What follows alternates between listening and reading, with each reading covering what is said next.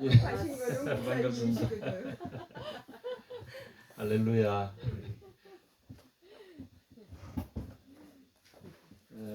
저는 이런 생각을 합니다. 우리가 하나님 축복해 주셔서 아프리카에서 제가 집에서 예배를 드리기 시작했어요. 글씨를 오픈해가지고. 근데 나중에 이제 그 어린애들이 먼저 오더라고요. 어린애들이 코 흘리게 들이 우르르 몰려와가지고 우리 이제 과자도 주고 막 이렇게 하면서 몇 주 지났더니 이제 그 어머니들이 애들 따라 주르르 와요.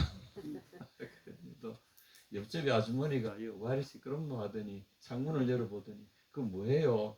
아 우리 여기 교회 시작했는데요. 그러니까 아 나도 가도 돼요? 그러고 이제 아프리카에서 교회가 됐는데 저희들은 집안에서 드리던 그 예배 그게 마당으로 나오게 되고 그래서 결국은 또 큰 틀을 얻게 되고 뭐 이렇게 아프리카에서 그랬습니다.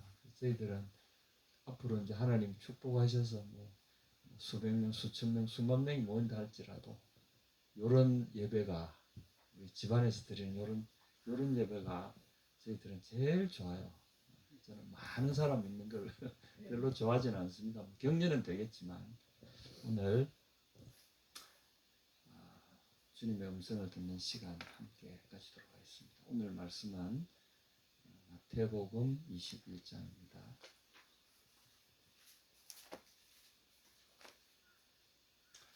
1절에서 9절까지입니다. 네, 찾으셨으면 함께 읽겠습니다. 시작. 그들이 예루살렘에 가까이 가서 감람산 벳박에 이르렀을 때에 예수께서 두 제자를 보내시며 이르시되 너희는 맞은편 마을로 가라. 그리하면 곧 매인 나귀와 나귀 새끼가 함께 있는 것을 보리니 풀어 내게로 끌고 오라. 만일 누가 무슨 말을 하거든 주가 쓰시겠다 하라. 그리하면 즉시 보내리라 하시니 이는 선지자를 통하여 하신 말씀을 이루려 하심이라. 일러스되 시온 딸에게 이르기를 내 왕이 내게 임하나니 그는 겸손하여 나귀 곧 멍에 매는 짐승의 새끼를 타보다 하라 하였느니라. 제자들이 가서 예수께서 명하신 대로 하여 나귀와 나귀 새끼를 끌고 와서 자기들의 겉옷을 그 위에 얹음에 예수께서 그 위에 타시니 무리의 대다수는 그들의 겉옷을 길에 펴고 다른 이들은 나뭇가지를 베어 길에 펴고 앞에서 가고 뒤에서 따르는 무리가 소리 높여 이르되 호산나 다윗의 자손이여 찬송하리로다. 주의 이름으로 오시는 이여 가장 높은 곳에서 호산나 하더라. 아멘. 오늘 이 장면은 예수님이 이제 예루살렘 드디어 입성하시는 장면입니다. 성경의 하이라이트 중에 하나인데 성경 구절은 놀랍게도 마태복음은 28장까지 있잖아요. 앞에 20장은 예수님이 예루살렘 오시는 이 장면 이전까지를 기록해 놓고 있는데 뒤에 8장은 예루살렘에서의 이 마지막 일주일이라고 합니까? 그 짧은 기간을 이렇게 많은 내용들로 8장이나 되는 긴 내용으로 그리고 이 장도 보면 길어요. 절들이 많이 들어 있습니다. 보통 한 장에 보통은 한 20절 이내면 다 되는 장들이 많아요. 여기는 거의 뭐 40절, 50절 뭐 이렇게 되어 있습니다. 엄청 깁니다. 거의 다 뭐 40절 후반 이런 식으로 해서 분량이 굉장히 많아요. 주님이 하실 말씀이 많았다는 거죠. 이 마지막 일주일의 어떤 의미가 복음서의 그 대부분의 의미가 여기서 주님께서 담아 두실 내용이 많다는 것인데 우리가 하나 이렇게 보는 것은 이 내용들은 단독으로 보게 되면 우리가 잘 이해하기가 참 어렵습니다. 그래서 이 특별히 이 마태복음과 이 복음서에 있는 예수님의 행적을 우리가 이해하기 위해서는 구약의 내용들과 세밀하게 연관지어서 연구하지 않으면 참 이 이해가 우리에게 와 닿지 않습니다. 오늘 장면이 더더욱이 그런 장면이에요. 느닷없이 예수님이 나귀 새끼를 준비해 놓으셨다. 그걸 풀어오라 그러시. 그걸 올라타시고 예루살렘 들어가시는 장면이 지금 나오잖아요. 그 앞에 이야기를 우리가 사실은 더 좀 이해하려면 요한복음 12장 12절부터 나오는 그 장면들, 그 장면을 좀 이해하시면 많이 도움이 됩니다. 요한복음 12장 12절에서 19절 내용, 그 다음에 누가복음 19장 31절에서 40절, 마가복음 11장 1절에서 10절, 요 세 가지 다른 복음서들도 동일한 오늘 이 구절을 다루고 있습니다. 그래서 이 구절들을 이해하기 위해서는 서로 이렇게 신약에 있는 내용들을 서로 대비해 보는 것도 도움이 되지만 이 내용들은 다 스가랴 9장 9절에서 17절, 굉장히 중요하니까 옆에다가 하나 토를 적어 놓으시면 좋습니다. 스가랴 9장 9절에서 17절, 이 메시아의 행진이라고 불리는, 메시아의 대관식이라고 불리는 이 장면이 스가랴서 9장에 기록되어 있습니다. 이 구절을 통해서 우리가 이해를 해야 되거든요. 그래서 오늘 제가 나누고자 하는 것은, 오늘 말씀도 말씀이지만 이 구절 스가랴서와 연관지어서 제가 말씀을 좀 나누고자 합니다. 약간 춥지 않습니까? 예, 약간 쌀쌀해서 오늘은 제가 마이크를 키우지 않았는데, 사실은 이 21장에 이 내용이 시작되기 전에 요한복음 11장에 보시게 되면 이 12장 12절 이전의 내용을 보면 그 베다니에 있는 죽은 나사로를 살리신 사건이 앞에 나오죠. 그래서 그 사건을 본 많은 사람들이 예수님을 막 메시아로 확신하고, 막 거대한 무리들이 예수님을 예루살렘 올라오시는 길에 따르기 시작합니다.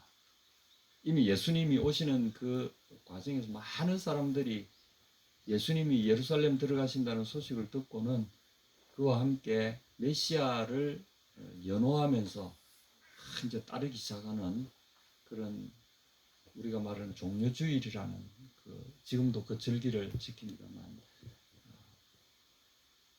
그런 배경을 갖고 있습니다. 그래서 그 소식을 들은 종교 지도자들 입장에서는 굉장한 위기의식을 느끼게 되고요. 잔뜩 긴장한 채로 이 예수가 과연 이 많은 무리를 이끌고 예루살렘으로 와서 어떻게 할 것인가, 뭐 이런 여러 가지 의구심 내지는 막 적개심 어린 분위기가, 여기 성경에는 기록이 안 돼 있지만 짙은 그 그림자처럼 배경으로 쫙 깔려 있는 그런 상황입니다.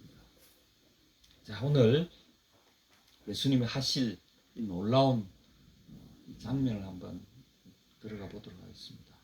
저희가 예루살렘에 가까이 와서 감람산 벳박에 이르렀을 때 예수께서 두 제자를 보내시며, 벳박에라는 말은 이제 히브리 지명 이름입니다. 벳이란 말은 바이트 또는 베이트, 어떤 뒤에 뭔가 문자가 하나 붙으면 베이트 이렇게 발음합니다. 베이트 또는 베트. 집이란 뜻입니다.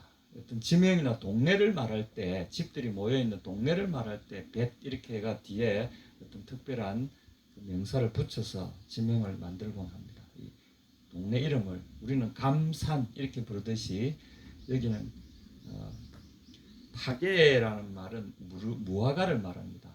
아주 잘 익은 아주 푸른 무화과를 파그라고 하거든요. 히브리 말로. 그래서 벳파그 하면 파그의 집. 그래서 여기는 무화과가 많이 나는 지역이다. 여기 풍요로운 동네를 의미하죠.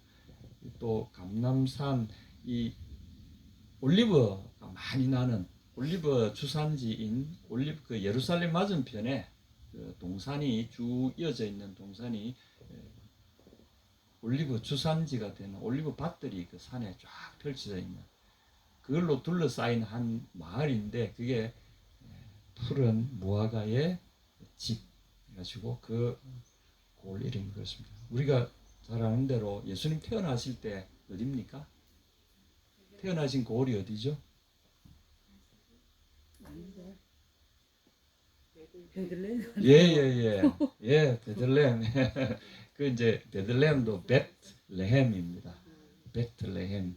레헴은 떡이라는 뜻이죠. 양식, 떡이라는 말인데 이제 우리는 쌀떡이라 생각하지 이 사람들은 그 밀가루 떡이나 보리가루 떡이나 이렇게 곡식 가루 떡, 빵 같은 거죠. 어쨌거나 뭐 빵의 집, 떡의 집 우리 이렇게 번역할 수 있습니다. 이 풍요를 상징하는 이 고을에 그 마을 이름을 붙이는 여기는 예수님은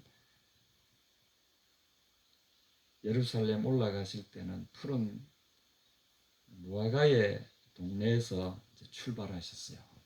이 지명도 여러분 가만히 보게 되면 뭔가 복선 같은 느낌을 받는 그게 많아요. 푸른 감람나무의 집 한번 기억해 주세요. 그냥 벳박에 의미 없이 듣지만 마시고 푸른 무화과의 집에서 출발하셨다. 한번 기억해 주시고 왜냐하면 이 푸른 무화과는 의미가 상당합니다. 이것은 이스라엘을 상징하는 나무고요. 번영의 이스라엘을 상징할 때 예수님이 그리고 나중에 또 예수님이 이 입성하신 다음에 무화과를 따먹으러 다시 성 바깥으로 나오셨잖아요. 여러분 기억하십니까? 앞으로 나올 겁니다. 그때 무화과 나무를 보고 푸른 무화과를 기대하셨는데 무화과가 없었잖아요. 거기서 또 예수님은 행위 예언을 또 하시죠. 그 무화과를 향해서 저주를 퍼부으시고 다시는 너에게서 열매가 없을 것이다. 그 나무가 바로 말라버리는. 왜냐하면 예수님이 그 주위에 무화과 시즌이 아니라는 걸 아시는데 그럼에도 불구하고 일부러 그렇게 하셨다는 거죠. 그것은 무화과는 하나의 이스라엘을 상징하는 상징물인 거죠. 그 상징에서 예수님은 그들을 향해서 경고를 날리시는 그 장면입니다. 그러나 이런 배경을 모르는 분들은 예수님이 지금 무슨 일을 하고 있나 이렇게 이야기하죠. 무신론자로 유명한 그 예수님을 적대하기로 유명한 적그리스도라는 글을 쓴 철학자가 있죠. 여러분 누군지 모르십니까? 예? 예, 버틀란트 러셀이라는 사람이죠. 그 사람이 엔티크라이스트를 쓸 때 예수님을 비판할 때 첫 번째 했던 그 중요한 예 중에 하나가 이겁니다. 예수님이 이거 뭐 정신 나간 짓 하는 사람 아니야? 무화과철도 아닌데 무화과에다가 이런 뭐 무화과 열매 내놓으라고 하고 막 거기다 저주를 하고 이런 정신 나간 사람이 이런 사람은 어떻게 그리스도를 수 있냐? 말도 안 되는 어리석은 그야말로 이걸 믿는 사람들은 무식하기 짝이 없다 막 이렇게 공격을 했는데 이 사람은 그 공격에서 자기 스스로의 무식을 폭로하고 있는 거죠. 우리가 볼 수 있는 것은 푸른 무화과 이제 살아있는 번성하는 이스라엘을 상징하는 나무입니다. 오늘 제가 드리고자 하는 말씀은 예수님이 이걸 주도 면밀하게 계획하실 수도 있다는 거죠. 이르시되 너희 맞은편 마을로 가라. 곧 메인 나귀와 나귀 새끼가 함께 있는 것을 보리니 풀어 내게 끌고 오너라. 느닷없이 이 말씀을 하셨어요. 근데 성경 기사에는 어디든지 예수님이 이 나귀들을 사가지고 딱 메어 놓으시다 이런 구절이 없잖아요. 근데 여기 보게 되면 2절과 3절 내용들을 보게 되면 어떤 결론을 얻게 됩니까? 3절은 뭐라고 되어 있습니까? 만일 누가 무슨 말을 하거든 주가 쓰시겠다라 그리하면 즉시 보내리라. 이제 번역상 조금 부족한 게 있는데 여기 앞에 그들의 주가 이렇게 되어 있습니다. 그냥 우리 예수님 하나님을 또는 이제 여호와 하나님을 번역할 때 그냥 아도나이라고 번역한 주님, 하나님을 일컫는 주님 이게 아니고요. 요거는 이제 그들의 그러니까 이 짐승들의 주인 이런 의미입니다. 그러니까 이 짐승은 누구 겁니까? 예수님이 미리 구해놓으신 거죠. 그리고 그 사람을 세워가지고 보관하고 언제 어느 때에 여기 딱 메어놓고 기다리다가 내가 제자들을 보낼 테니 이 주인이 쓰시겠다 물어보고 주인이 쓴다고 하는 그 사람들이 오거들랑 내 제자인 줄 알고 내어놔라 그렇게 미리 다 계획을 해놓으셨다. 이것은 뭐냐면 예수님이 이 나귀라는 짐승을 이용하셔서 예수님 입성하시겠다는 의도된 준비물이죠. 그러면 예수님은 이 스가랴서 9장 9절에 여러분 잠깐 보실까요? 제가 읽어드리겠습니다. 스가랴서 9장 9절에 보면 이런 구절이 있습니다. 시온에 따라 크게 기뻐할지어다. 예루살렘에 따라 즐거이 부를지어다. 보라, 너희 왕이 너에게 임하나니 그는 공의로우며 구원을 베풀며 겸손하여서 나귀를 타나니 나귀의 작은 것 곧 나귀 새끼니라. 예루살렘에 왕이 들어오는데 나귀를 타고 들어온다는 거죠. 근데 나귀를 타고 들어오는 왕이 이 10절에 보면 내가 에브라임의 병거와 예루살렘의 말을 끊겠고 전쟁하는 활도 끊으리니 그가 이방 사람에게 화평을 전할 것이요 그의 정권은 바다에서 바다까지 이르고 유라데 강에서 땅끝까지 이르리라. 또 12절에 소망을 품은 갇혔던 자들아 너희는 보장으로 돌아올지니라. 내가 오늘날도 이르노라. 내가 배나 내게 갚을 것이라. 내가 유다로 당긴 활을 삼고 에브라임으로 먹인 살을 삼았으니 시온아 내가 내 자식을 격동시켜 헬라 자식을 치게 하며 너로 용사의 칼과 같게 하리라. 이건 보면 이제 전쟁하는 장면이 이 어린 나귀를 타고 들어오셔가지고 전쟁을 하는 장면을 쭉 이야기합니다. 여기 이제 나귀를 탄다라고 된 이것도 그냥 들썩 올라타가지고 뭐 이렇게 한가롭게 타는 그런 의미가 아니고 말을 타듯이 위용 있게 이건 사실은 이제 탄다라고 표시된 이 말은 히브리 말에서 전차를 탄다, 병거를 몬다 이런 의미의 그래서 말을 타고 전쟁에 나갈 때 또 병거를 몰 때 이 병거를 몰다라는 말에서 타다라는 말이 나와가지고 여기 이제 어린 나귀를 탄다, 말을 탄다 이렇게 이제 나오는 거죠. 지금 이스라엘에 그 우리나라에도 K2 전차라고 유명한 전차가 있잖아요. 근데 이스라엘에서 유명한 전차가 있습니다. 메르카바 전차라고. 이 라바크라고 하는 이 단어에서 나온 말인데 이게 바로 오늘 이 쓰인 이 말입니다. 전차를 탄다 할 때 탄다 할 때 말을 탄다 나귀를 탄다 전쟁에 나갈 때 출정하면서 말을 타고 나가는 걸 탄다 할 때 이겁니다. 그래서 그걸 명사화 시킨 게 메르카바입니다. 그 사람들은 옛날 그 엘리야의 전차, 불의 전차 있잖아요. 불의 병거. 거기서 따와가지고 자기들의 이 불의 병거, 그 메르카바라고 이름을 지었습니다. 지금도 이스라엘의 그 메르카바 시리즈가 계속 아주 독특한 전차가 있습니다. 자기들은 그것을 불의 전차라고 부릅니다. 우리가 지금 이야기할 때 예수님이 어린 나귀를 탄다고 된 이 스가랴서는 전쟁에 나가는 왕의 위용을 지금 이야기하는 겁니다. 근데 굉장히 율배반적이지 않습니까? 말을 타고 나가야지 막 달리고 날랜 뭐 적토마나 뭐 천리마 이런 걸 타고 가야지 힘없이 더벅더벅 걸어가는 조랑말도 아니고요. 나귀는 이 노새하고 이 말에 교배를 하면은 이 노잖아요. 얘는 그냥 얼굴은 크고요. 얼굴은 말의 모습을 담는데 몸은 그야말로 조그마해요. 그리고 너무 온순해가지고 그리고 이런 너무나 순하니까 또 힘은 세가지고 짐은 잘 져요. 보통 우리 말도 뭐 이렇게 짐을 지는 데 쓰고 이렇게 하지만 이 노새는 그래서 짐을 지는데 특화된 짐승인데 그걸 이제 그리스 사람들은 짐지는 그러니까 어떤 짐 아래에 있는 짐승 이렇게 이름을 이렇게 지어놨어요. 그래서 짐 아래에 있는 짐승, 짐지는 짐승 이게 노새의 이름입니다. 오늘 이 장면을 보면 예수님이 노새를 타고 전쟁하러 가신다는 거예요. 근데 전쟁이 어떤 전쟁인가 하면 활과 칼과 막 그 상대의 막 그 무슨 말 이런 거를 다 쳐부수고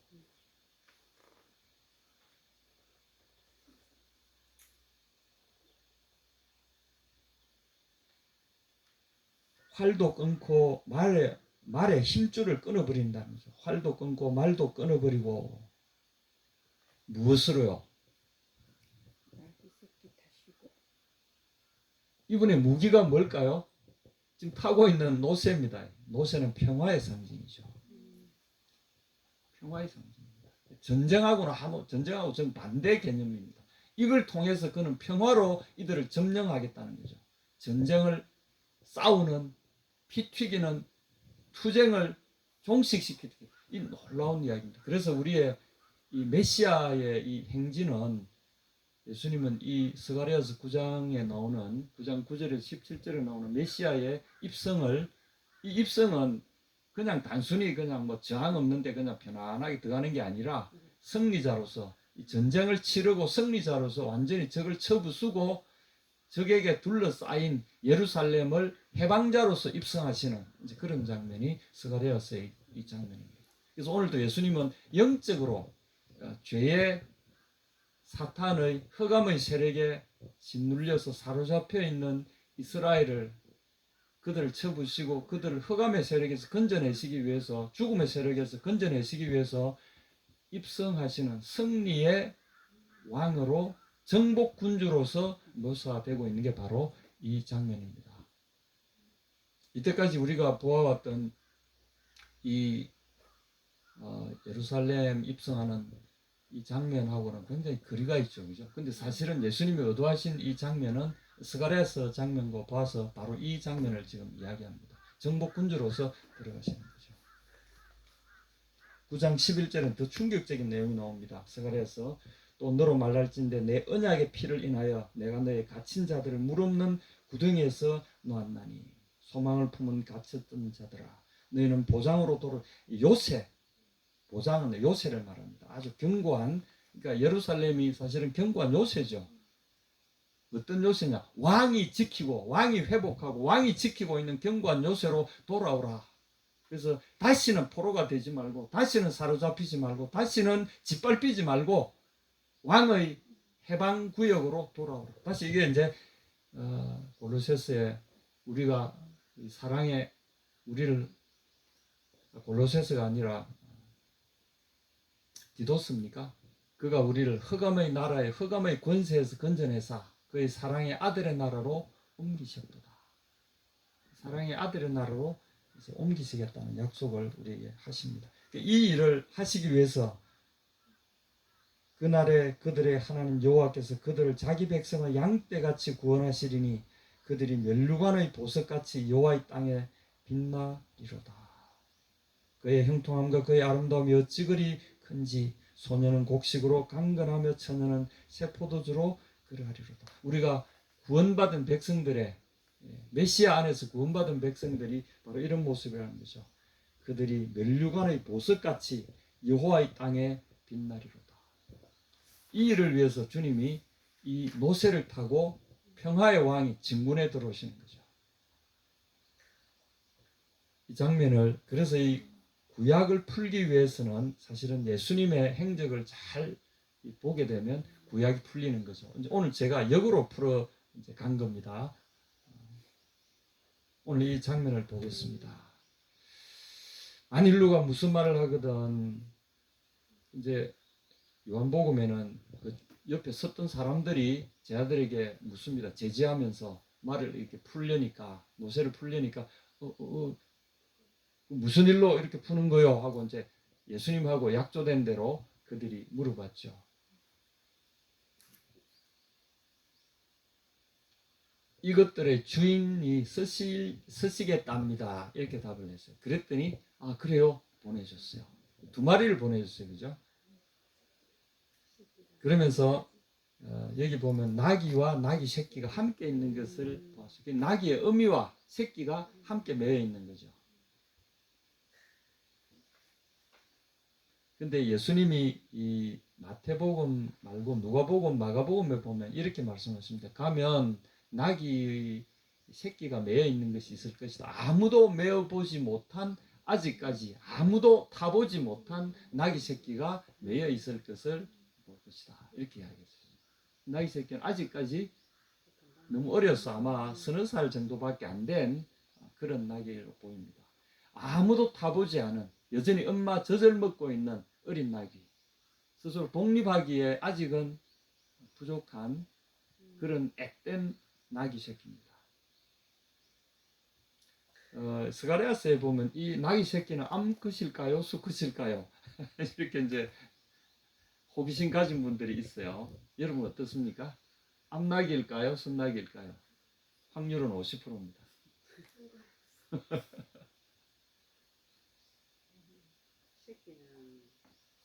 예, 믿져봐야 본전. 골라 잡으시면 한번 맞춰보시죠. 자, 암컷이다, 수컷이다. 낙이 새끼. 예? 낙이 새끼가 성별이 어떨까요? 저는 암컷일 것 같아요. 암컷일 것이다. 예. 느낌적인 느낌으로. 예. 또 수컷은 없습니까? 군사님이 수컷이라. 예, 군사님은 수컷이라. 네. 그것도 느낌적인 느낌. 엄마와 이 스가랴서에 보면 요거는 이제 암나귀의 아들 새끼 이렇게 돼 있습니다. 암나귀의 아들 새끼. 번역에는 또 뭐 그렇게 번역 안 했습니다. 그냥 나귀의 젖먹이는 나귀의 새끼라 이렇게 돼 있습니다. 여기 오늘 이 2절에 보면 엄마와 어린 아들이 여기 매여 있는 거죠. 성경에 여러분 요 잘 보십시오. 엄마와 아들이 함께 매여 있어요. 그런데 예수님이 타고자 하시는 것은 뭐죠? 어린 새끼를 타고자 하시는 거예요.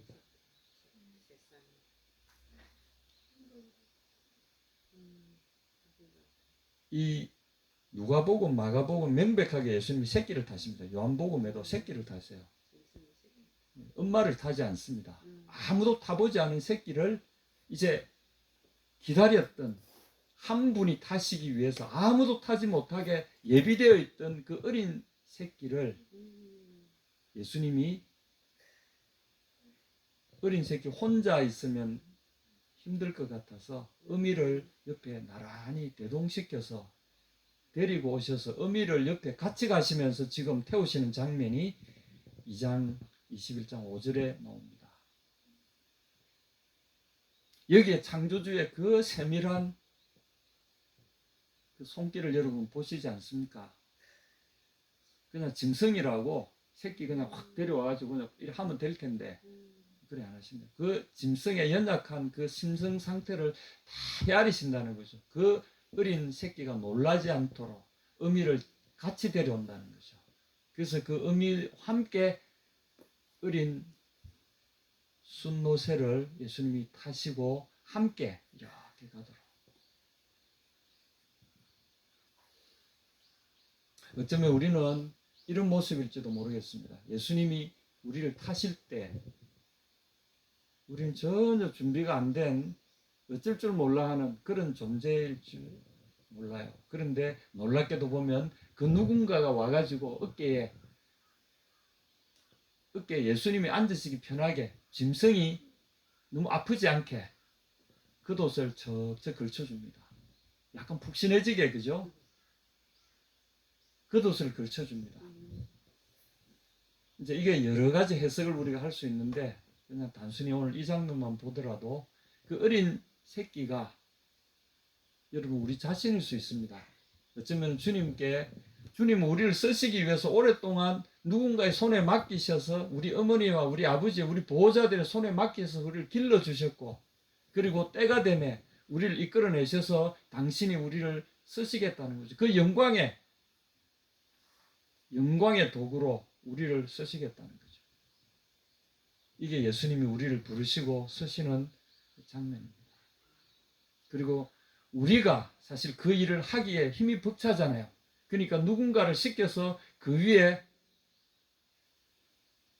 얹으시는 거죠. 우리 등에 무거운 짐을 질 때 힘들지 말라고 얹어주시는 거죠. 그리고 어머니가 그 옆에서 동행하도록 예비를 해놓으시고 같이 가시는 거죠. 주님의 이 세밀한 손길에서 우리가 힘을 얻습니다. 그리고 주님은 우리를 가볍게 톡톡 두드리시면서 나가자. 얘야 이제 가자. 그런데 여기에 또 하나가 더 중요한 내용이 있습니다. 이렇게 스가랴는 이렇게 이야기합니다. 시온 딸에게 이르기를 내 왕이 너에게 임하나니 그는 겸손하여 낙이 곧 멍에 매는 짐승의 새끼를 탔도다 하라. 우리에게 이렇게 알려라는 거죠. 너희 왕이 오실 때 이렇게 오셨다. 이 스가랴서 9장 9절에 보면 이거는 막 대단한 선포입니다. 길리 메오드 밭 지온, 지온의 딸들아 길리 메오드, 펄펄 막 그냥 기뻐서 크게 막, 이 가을이란 말은 기뻐 날뛰다 이런 뜻입니다. 메오드라면 맞춥니다. 그러니까 이 최상급을 쓴 거죠. 기뻐하되 최고로 기뻐하라. 막 그냥 기쁨을 감출 수 없이 막 길길이 뛰면서 막 길리 메오드, 이 말은 길길이 날뛰고 기뻐서 막 어쩔 줄 몰라서 막 기뻐 날뛰라. 왜냐하면, 그리고 예루살렘의 딸들아 즐거이 부르라. 이 부르란 말은 목소리를 높인단 말인데, 이거는 이제 전쟁에 나갈 때 군사들이 공격하면서 와 하면서 나가잖아요. 이때 와 하는 함성을 이야기하는 겁니다. 이거는 이제 전쟁에 나가는 왕이 앞장서서 당신의 그 준비하신 준마 어린 노새를 타고 전진하실 때 이 백성들은 그걸 보고 와 하고 막 뒤따르는 백성들이 승리의 함성을 막 지르면서 막 올라가라는 것입니다. 이 장면이 바로 오늘 21장 5절에 나오는 이 구절입니다. 내 왕이 내게 임하나니 왜 들어오십니까? 이제 원문에는 들어온다, 너에게로 다가오고 계신다 이런 뜻입니다. 구원하시기 위해서 예루살렘을 탈환하고 그 안에 있는 당신의 메인 백성들을 구원하시기 위해서 나올 때 너희들은 승리의 함성으로, 전진하는 군사들의 함성으로 그를 맞으라는 거죠. 그때 뒤에 나오는 그 장면들이 21장 9절을 보십시오. 앞에서 가고 뒤에서 따르는 무리가 소리질러 가로되 호산나 다윗의 자손이여 찬송하리로다. 이것은 시편 118편 25절 26절에 나오는 구절을 여기에 따온 겁니다. 근데 놀랍게도 시편 118편 25절 26절은 그냥 그 예전 때 쓰이는 겁니다. 예배 드릴 때 이 구절을 읽어 나갑니다. 그냥 그 하나님께 승리의 그 예배를 드릴 때 이 구절을 읽습니다. 참고로 한번 읽어 보시겠습니까? 시편 118편 25절 26절.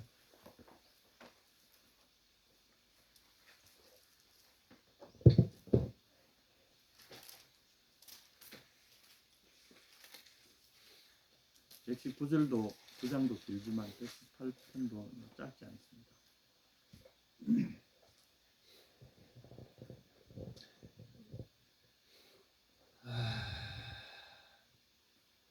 24절부터 읽겠습니다. 이날은 여호와께서 정하신 것이라. 이날에 우리가 즐거워하고 기뻐하라. 이 해방의 날이죠. 여호와여 구원나니 이제 구원하소서. 여호와여 우리가 구원나니 이제 형통하게 하소서. 여호와 이름으로 오는 자가 복이 있으며 우리가 여호와의 집에서 너희를 축복하였도다. 여호와의 이름으로 오시는 자가 복이 있소다.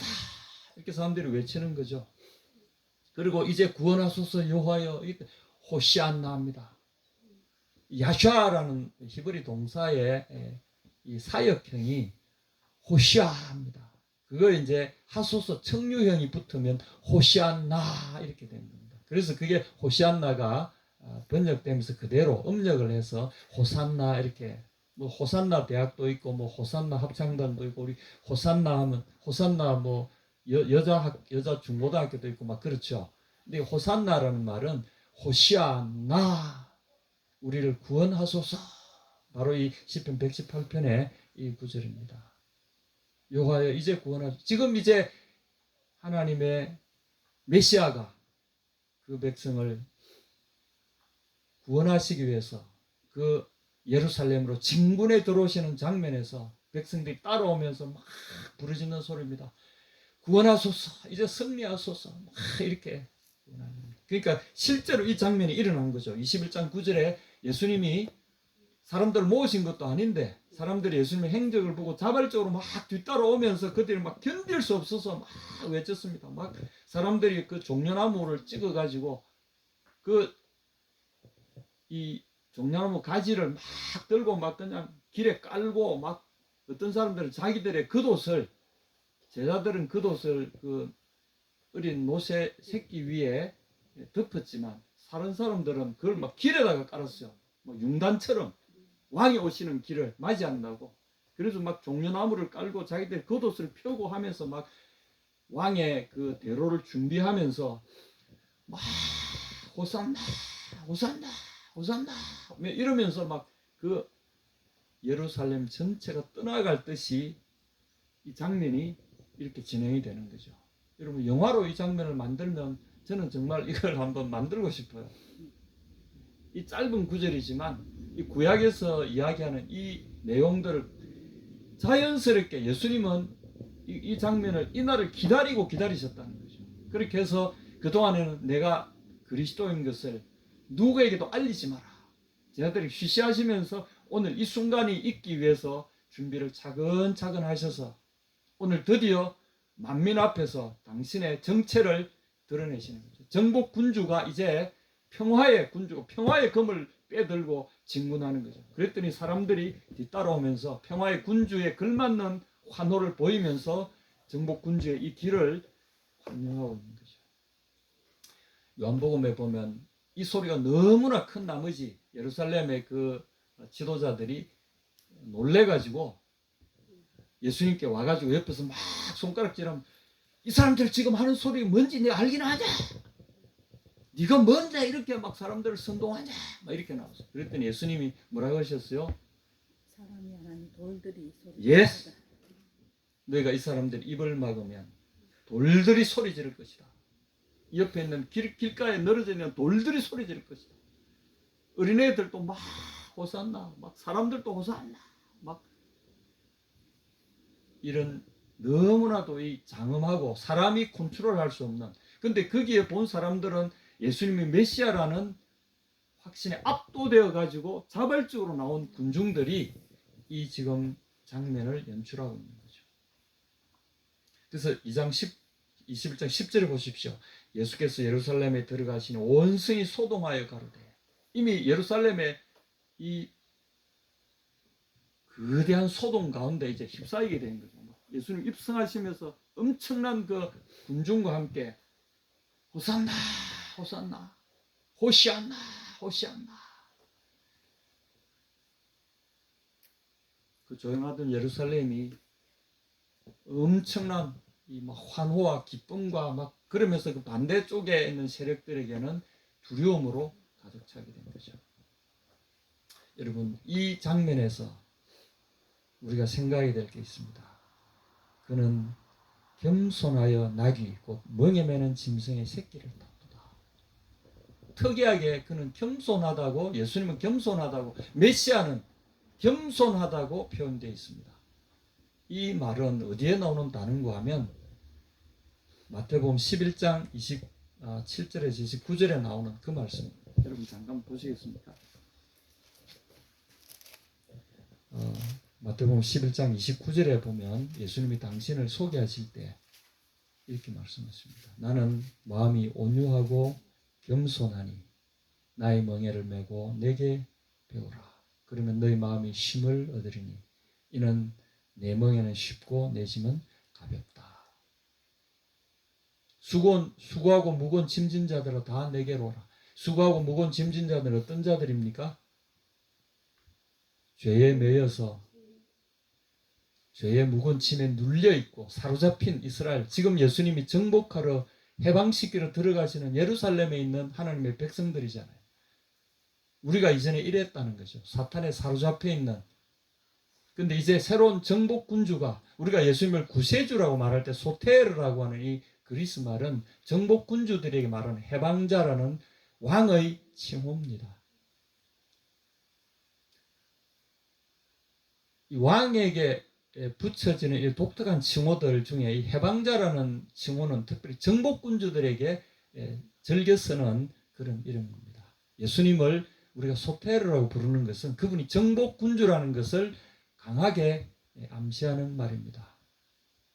그래서 구원이라는 말과 여기 소테르라고 말하는 이 그리스 말은 바로 이 호시안나, 우리를 구원하소서 한 그 구원자로서 우리에게 주어진, 예수님에게 주어진 이 이름입니다. 그런데 그 왕의 성품을 어떻게 해요? 온유하다, 겸손하다.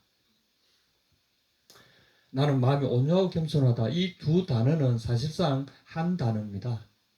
그리 히브리 말로 아니라고 하는 말은, 이 온유라고 하는 말은 고통을 당하고 짓밟힘을 당한 이 고난을 통과한 사람의 온유함을 의미합니다. 이 가난하다, 짓밟혔다, 거기서 나온 겸손, 그리고 마음의 이 따뜻함, 친절함, 이 두 단어가 서로 이렇게 결합하는 것이 좀 쉽지는 않은 것 같은데, 고난을 겪고 본 분들은 알아요. 하나님 앞에 고난을 통해서 연단된 분들이 갖는 하나님 앞에 100% 순복하는 태도, 이것이 바로 오늘 이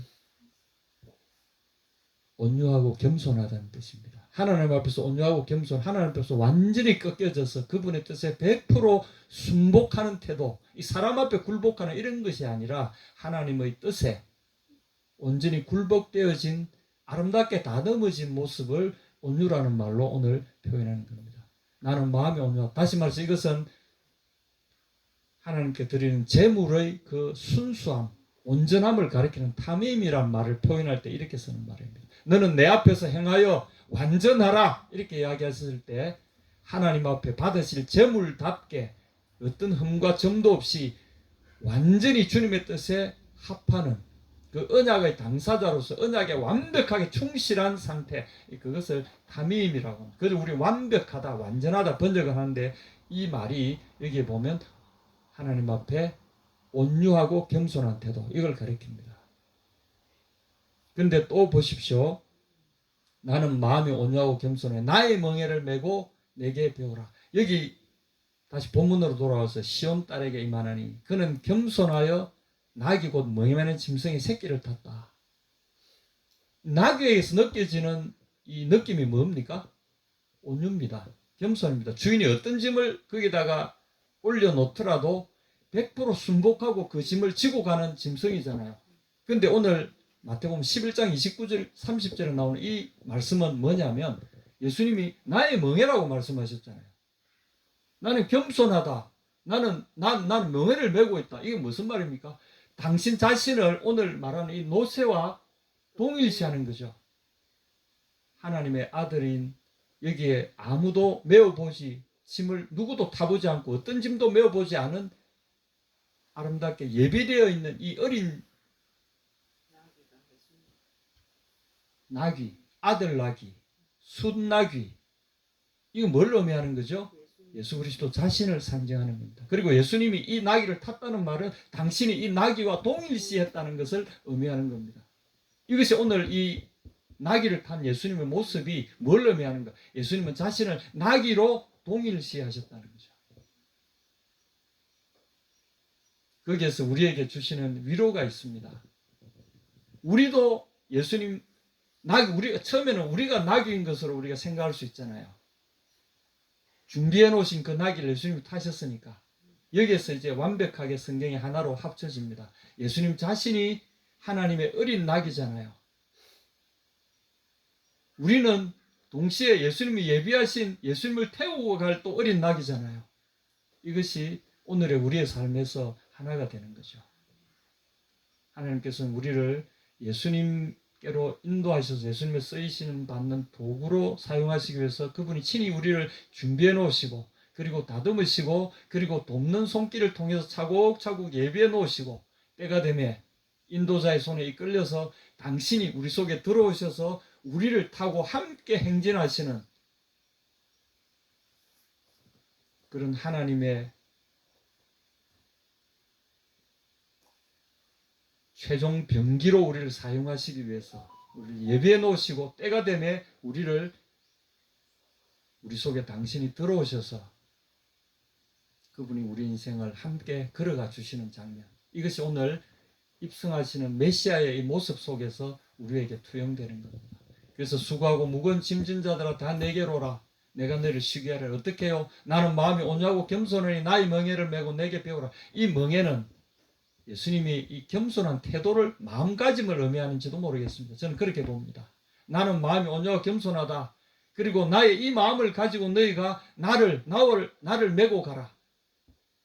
그럴 때 너희 마음이 힘을 얻을 것이다. 왜냐하면 나도 아버지의 뜻에 완벽하게 내 자신을 드림으로써 그분의 무거운 짐을 내가 졌는데 30절에 나의 멍에는 쉽고, 이 번역이 조금 부족합니다. 나의 멍에가 너무나도 효과가 좋아서 나의 짐이 전혀 무겁지 않다, 이런 뜻입니다. 그래서 나의 멍에, 곧 내가 하나님의 뜻을, 짐을, 사명을 수행하는 도구로서의 멍에는 뭐냐? 하나님 앞에 탐이 많대도, 완벽하게 하나님께 굴복하는 겉에도, 하나님께 전적으로 순복하는, 온유하고 겸손하게 내 자신을 납작 엎드려 하나님께 드리는 겉에도, 그 태도를 취할 때 무슨 일이 벌어진다고요? 너희 마음에 놀랍게 힘을 얻게 되고, 더 이상 이것은 너에게 전혀 짐이 되지 않는다는 거죠. 여러분에게 주신 고난들, 이거 아니었으면 더 행복할 텐데 생각됐던 그런 어려움들이 있잖아요. 병이나 또는 물질적인 어려움이나 또는 우리 가족의 어떤 아픔들이나 또는 내 사업의 어떤 아픔들이나 살아오면서 이웃과의 관계나 온갖 가지 우리가 문제들이 많잖아요. 짐들이 많잖아요. 해내야 될 일들이 많잖아요. 그 일들에 있어서도 예수님과 함께, 그래서 나귀를, 이 멍에를 같이 맨다는 말은 부부에게 이야기하는 거고요. 그 다음에 동력자라는 말을 할 때도 나와 멍에를 같이 앉아 너에게, 빌립보서 4장에 보면 이런 구절이 나옵니다. 멍에를 같이 한, 참으로 나와 멍에를 같이 한 너, 이렇게 이제 번역한 구절이 있는데, 이건 뭐 휴지개라고 하는 이 말인데, 멍에를 같이 한 자, 이건 하나 개인의 이름일 수도 있습니다.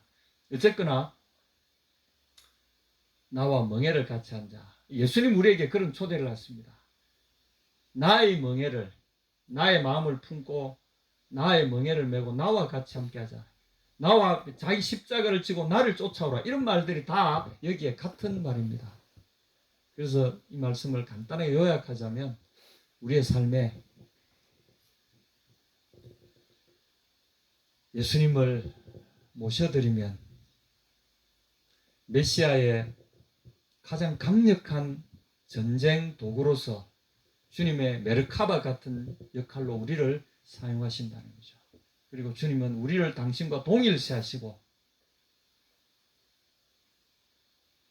우리의 삶 가운데 당신이 친히 우리의 삶을 통해서 승리를 베푸시겠다는 약속이기도 합니다.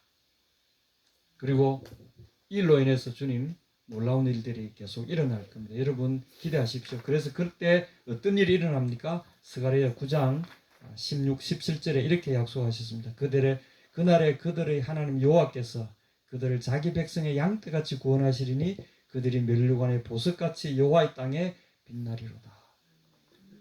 면류관의 보석같이 여호와의 땅에 빛나리로다. 주님은 우리를 예비하셨고 그 어린 나귀를 당신과 동일시 하셨다는 거죠.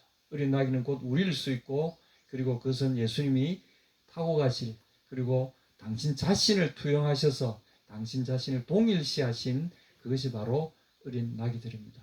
여러분 힘이 없다고 또는 우리 인생에 짐이 너무 무겁다고 낙심하지 마시고 주님 앞에 주님을 마음속에 초대하신 우리 자신의 이 막강한 모습을 한번 살펴보시기 바랍니다. 네, 면류관의 보석같이 여호와의 땅에 빛나게 될 겁니다. 기대합니다. 아멘.